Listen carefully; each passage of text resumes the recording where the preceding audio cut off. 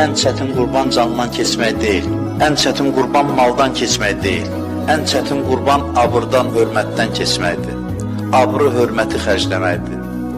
Çünki bəziləri malını xərcləyir ki, hörmətini artırsın. Abır, hörmət imtihanı mal imtihanından daha çoxdur və can imtihanından da daha çoxdur.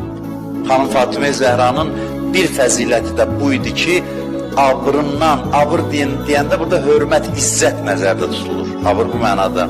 Hörmətini, izzətini fəda elədi Həzrət Əli əleyhissalama. Adam var, nüfuzludur, deyir ki, filan kəsi müdafiə eləyərəm. Mənə də söz gələr, nə işmə qalır? Yığır o hörməti, heç yerdə xərcləmir. Bəzi yer var ki, haqq yolunda haqq əhlini müdafiə eləmək üçün izzətindən xərcləməlisən. O insanlar adətən bütün proseslərdə belə bitərəfdirlər. Nə üçün bitərəfdir? Çünki qurban verə bilmir. Bu ən ağır imtihanlardan